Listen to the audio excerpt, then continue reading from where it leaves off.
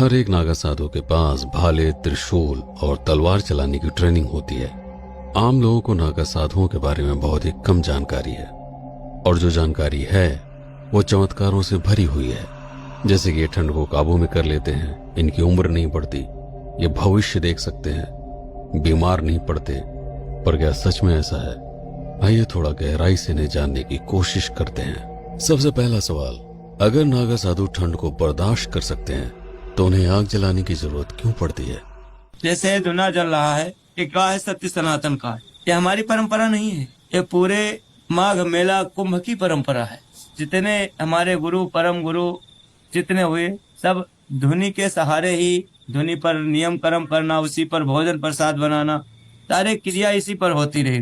मान लो अब gas cylinder चल गया है, लेकिन हम सब आज भी गैस सिलेंडर का प्रयोग नहीं लेते हैं। कौन बचाता है आपको ठंड से? करहूं सदा जिनकी रखवारी, जिम बालक राखे माता। भगवान कहते हैं हम अपने भक्त की ऐसे रक्षा सुरक्षा करता हूँ जैसे एक माता अपने शिष्य की कर, उससे कई गुना अधिक मैं अपने भक्त की रक्षा सुरक्षा करता हूँ। हिमालय में कहाँ पे रहते हैं आप? कुमाऊं मंडल। वहां तो बर्फ पड़ती है, कैसे रहते हैं? अब बर्फ से हमसे क्या लेने देना? जब हमारे भगवान महादेव रह रहे हैं तो उनका भगत कहाँ जाएगा?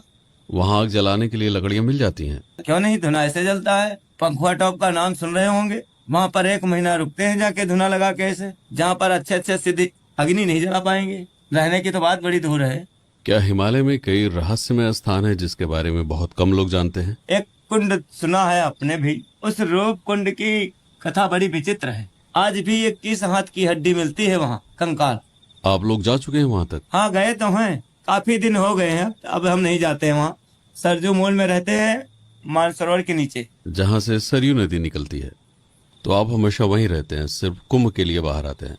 कुंभ की बात तो अलग है, हम यहाँ 12 मासी आते हैं हर साल।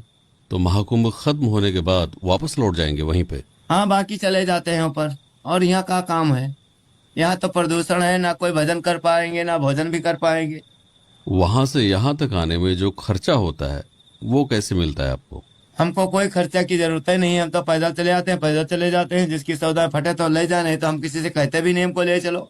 बैराग का मतलब होता है कोई राग ना हो, कोई द्वेष ना हो। कितने सालों से आप बीमार नहीं पड़े? हमको बीमारी का, हमको ये सब नहीं रोग भोग लगता है, कहे हम बीमार पड़ेंगे। उल्टा सीधा काम तो करते नहीं है। कभी बुखार आता है? क्यों बुखार हमको होगा? खांसी जुकाम? क्यों होगा जुकाम? संयम जो अगर तुम्हारा बिगड़ गया तो तुमको कोई बचा नहीं सकता। अगर संयम में हो तो तुमको रोग कभी छू नहीं सकता। क्या खुद को ब्रह्मचारी साबित करने का ये कोई तरीका है? कोई ब्रह्मचारी नहीं है, ब्रह्मचारी तो हमारे गुरु परम गुरु रहे। हम तो सब कामी, क्रोधी, लोभी, लालची देख रहे हो। खाली एक भेष का मर्यादा कोई भेष भी नहीं मान रहा है, तो हम अपने आप को कैसे ब्रह्मचारी बता दें? कई लोग ऐसा मानते हैं कि अगर इंसान अपनी वासना को काबू में करके ब्रह्मचर्य का पालन करे तो कई सारी सिद्धियां हासिल करके शक्तिशाली बन जाता है। इस बात में कितनी सच्चाई है? ना कोई बना है और ना कोई बन सका है। हमारे आपके तर्क वितर्क करने से कुछ होने वाला है नहीं। समाज से अलग थलग जाकर एकाकी जीवन जीने के लिए किन चीजों का सहयोग जरूरी है? आप सब घर घर में रहते हो, घर गृहस्थी में रहते हो। आपके माता पिता भाई बंधु सब आपकी देख रेख में, आप सबकी देख रेख में। अपने सब वनवासी हैं, वन में रहते हैं, हिमालय में रहते हैं, तो हमारे माता पिता हैं, माता बंदे भी पिता बंदे वो। बाकी जितने जीव हैं सब हमारे मित्र हैं। कोई भी सिस्टम बिना किसी बेहतरीन डिजाइन के लंबे समय तक खड़ा नहीं रह सकता, वो बिखर जाता है।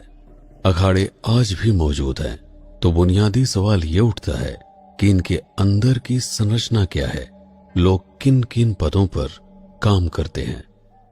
हमारे यहाँ 4 पोस्ट होते हैं ऐसे। एक गुरु भाई होता है, एक नागा होता है, एक महंत होता है, एक सचिव होता है, और 5वां महामंडलेश्वर का पद होता है। तो एक नागा को महामंडलेश्वर बनने के लिए क्या आना चाहिए? उनको 4 वेद का पूरा ज्ञान होना चाहिए, अपने शास्त्रों का धार्मिक ज्ञान होना चाहिए। तो नागा सन्यासी बनने का तरीका क्या है? आए तो पहले मुंडन संस्कार होगा, अखाड़े में प्रवेश होगा, गुरु महाराज के आगे सौगंध विधि होगी, गुड़ नारियल बांट के आपका अखाड़े में सबसे परिचय कराया जाएगा। फिर उसके उपरांत एक कुंभ से दूसरे कुंभ तक उसको महापुरुष रखा जाएगा।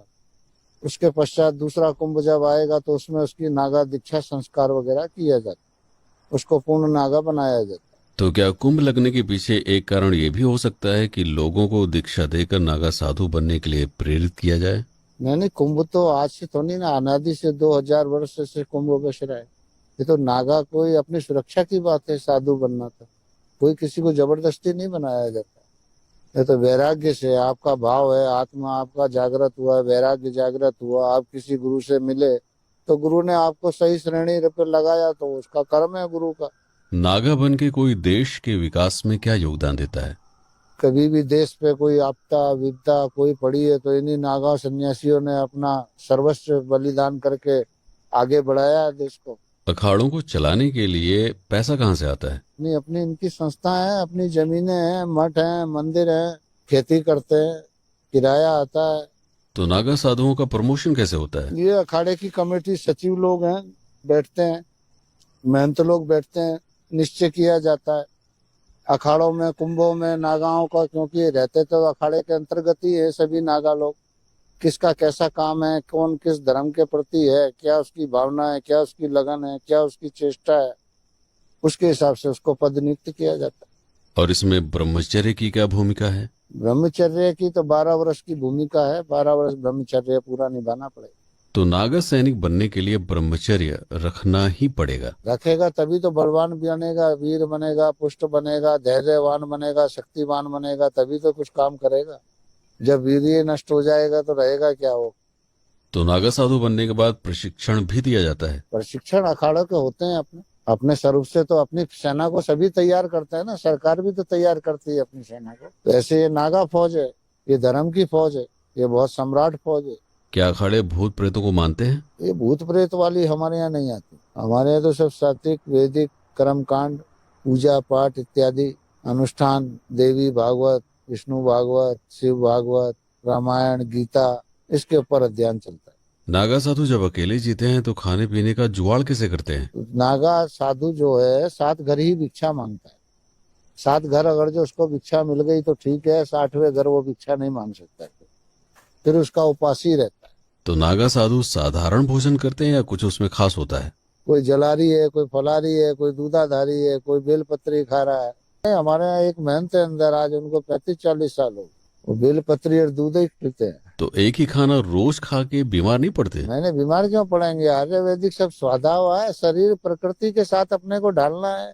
ईश्वर की तपस्या किसको कहा गया है? फिर इन सब चीजों से घबराएंगे तो कैसे काम चलेगा। आज मैं कई ऐसे नागा साधुओं से मिला जिनको जुकाम है, खांसी है, बुखार भी है। ये तो थोड़ा बहुत तो शरीर है, शरीरम व्याधि मंदिरम, शरीर ही व्याधि का मंदिर है। यानी नागा साधु जब बीमार होते हैं तो वो भी डॉक्टर के पास जाते हैं? भाई समय आएगा तो सबको ही जाना पड़ेगा, उसमें क्या बात है, कोई डॉक्टर भी एक भगवान का स्वरूप है। तो नागा साधुओं के मरने के बाद उनके शरीर का क्या किया जाता है? हमारे यहाँ तो समाधि दी जाती है, हमारे यहाँ क्रिया नहीं है, जल समाधि अन्यथा भू समाधि।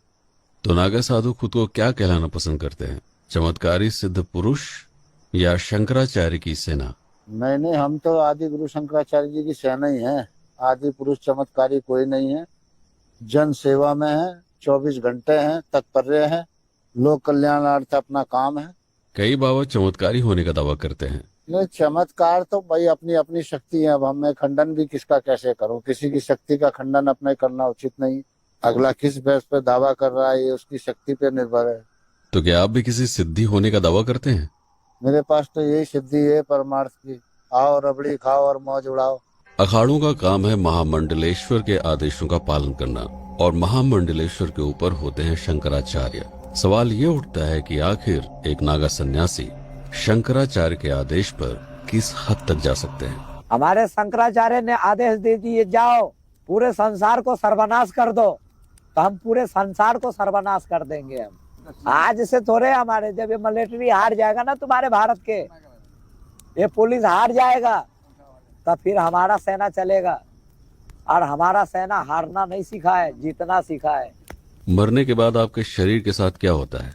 सरकार ने जल समाधि को बंद कर दिया है, लेकिन अब थल समाधि हो गया है।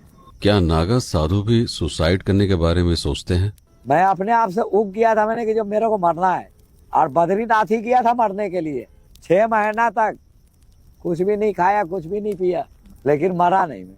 अखाड़े के अंदर एक नागा साधु अगर दूसरे को मार दे तो हमारे में कोई मुकदमा है ही नहीं। हमारे फैसला हम सब साधु करते हैं। हम खुद ही का कोर्ट है, खुद ही जज है, खुद ही वकील है।